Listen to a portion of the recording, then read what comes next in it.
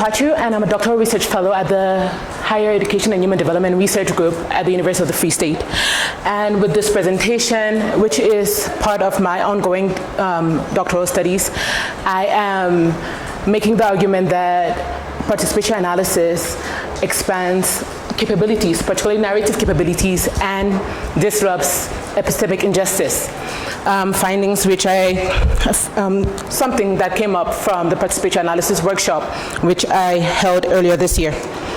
So prior to begin, let me tell you a bit about my research.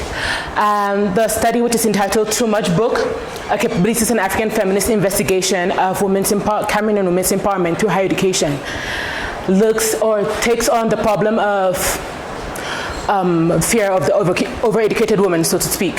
So in Cameroon, the fear of the overeducated woman is articulated through derogatory remarks and slangs such as too much book in Pidgin English and long crayon in French.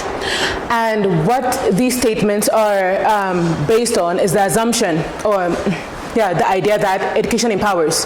And too much education would mean a woman has too much power, which means she will be unsubmissive and a threat to men and patriarchal society in general. So the idea is, okay, you being a graduate, you being a woman and a graduate at a certain level, this place where book education becomes too much is usually at the graduate level. And you being a woman of this level give the idea, or people assume that you are empowered and you have this and this kind of ideas and are intimidating. So what I am proposing that we do is look at what Cameroonian women see as empowerment. What is empowerment to them? And then we evaluate whether higher education is enabling their desired empowerment such that they can consider themselves empowered and be considered empowered. And to take on the problem, to address the outline problems, I am using the following strategy. I have an aim to reconceptualize or provide a more fitting conceptualization of empowerment for the Cameroonian woman, and from that I look at what higher education is giving it or enabling it. My research is guided by 4 questions. I am focusing on the 4th research question with this presentation, which looks at the original African feminist and capabilities theoretical framing. I can say the research straddles both the Afrocentric and the transformative paradigms, and of course, as I've already mentioned, has a combined framework. I'm doing an original African feminist application of the capabilities approach. I did 2 levels of sampling. Cameroon has a very multidimensional higher education system. So I sampled 4 institutions that reflect that, and then put out poster calls at these institutions, which my participants, which are all 20 participants, 5 at each institutions, all second-year master's students, responded. So I'm doing an engaged narrative inquiry, which entails basically 20 live story interviews one-on-one with them, and then bringing them together for the participation analysis workshop, which I'm going to be focusing on. To get to the workshop, okay, so as I've explained, my participants are second-year master's students, all women. And with their level of education, they are able to contribute to research. They have done research, or in the process of research at the moment. And I ask them at the end of every live story interview, considering that you know this problem, considering that you live this problem, how would you research this problem if you were the researcher? What questions would you ask? What would you think we could look at, or exercises that we can do when we come together? And based on your suggestions, I made a workbook for the workshop. So the first part of the workshop was a lesson. Basically, I was a teacher, they are my students. I taught them about African feminisms, the core concepts of African feminism, the debates, I taught them about capabilities approach, what it argues for, and problems, weaknesses of it, core concepts, so on and so forth. And I explained to them my theoretical framework and my methodology and why I believe in combining both. The second, they had some exercises where they reflected on that. But the second part of the workshop was purely their suggested exercises, what they suggested at the end of the life story interviews. So these activities were more practical, and I found yielded a lot, which is why I'm making certain claims. And so at this point, I think it's necessary to understand the relevance of my research to the theme for the colloquium, that I clarify the keywords, what I'm using here. So participation analysis is a method that involves stakeholders, in my case, research participants, in the interpretation and meaning-making process. Narrative capability, I'm using Watt's 2008 definition because there are so many definitions of that. So what I prefer is this one. And he says they are the real opportunities that one has to tell their story adequately or articulate it well. Epistemic injustice, according to Fricker, is the various aspects of unfairness that occur in the generation of knowledge, such as how it's communicated and how it's understood. But the particular, she notes in her 2007 work 2 types of epistemic injustice mainly. And the one that's particular to this research is hermeneutic injustice, or the one I found my research was addressing is this one. So to go on to the unexpected fruits. Typically, when explaining my theoretical framework, I use an example of my glasses. And I say, okay, my theoretical framework is like my glasses, the capabilities approach is the frame, and African feminisms are the lenses. And I combine them to better look at the problem, to adequately see the problem. But of course, glasses are things that only one person wears. So I think for this instance, it's better to use a lamp. And the participation analysis workshop was like sharing a lamp with my participants, where I had this lampstand of capabilities approach and the bulb of African feminisms, and we're all seeing together from the same light and looking at their problems. I'm giving them this light, or well, not giving them, sharing it with them. And sharing that lamp has, in my experience, expanded our shared narrative capabilities. So I'm going to give some examples of narrative capabilities that I found were expanded using during the workshop. And capability number 1 is that participants had the opportunity to access knowledge that they previously did not have. And because of this opportunity, they were able to do better or more informed reflection on their life stories and add more. So this is a screenshot. Okay, first of all, my participants are French and English. Cameron is bilingual. So this is translated to work booklet from one of the French participants.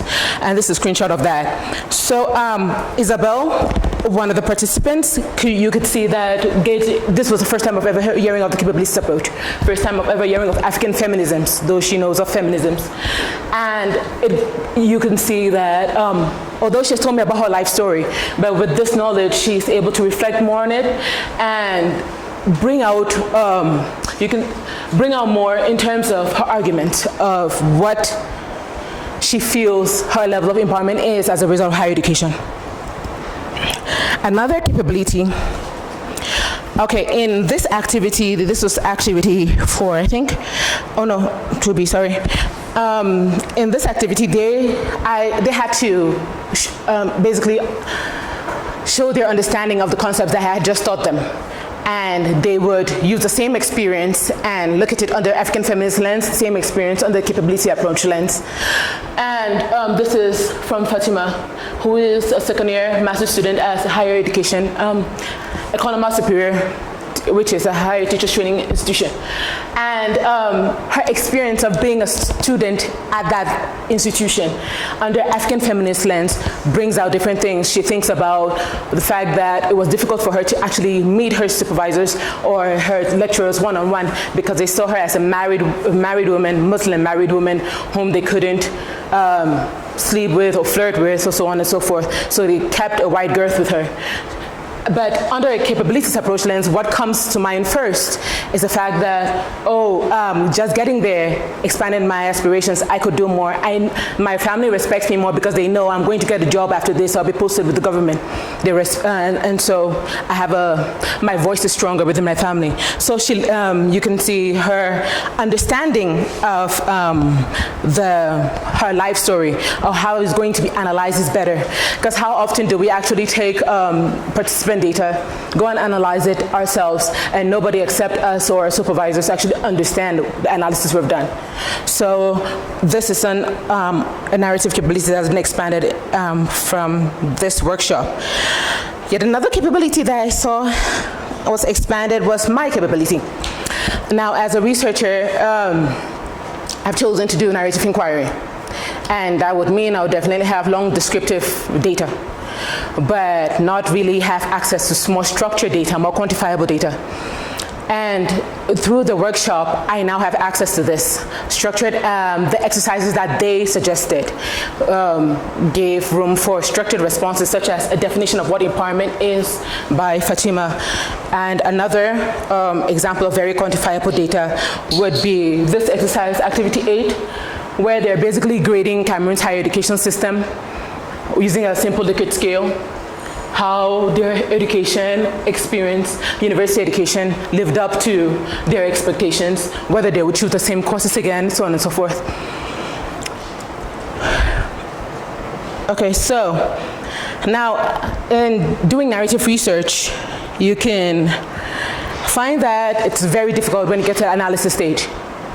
Then the researcher's narrative capability often trumps the participant's narrative capability.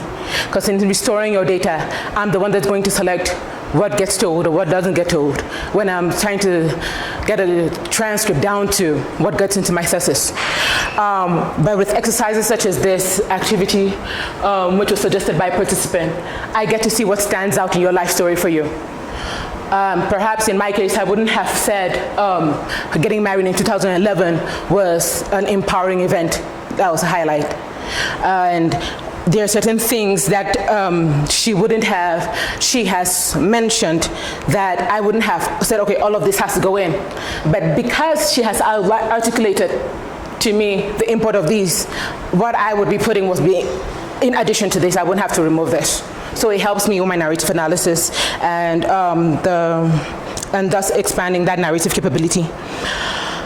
Final narrative capability that I feel was expanded with the workshop is their freedoms to judge for themselves their empowerment.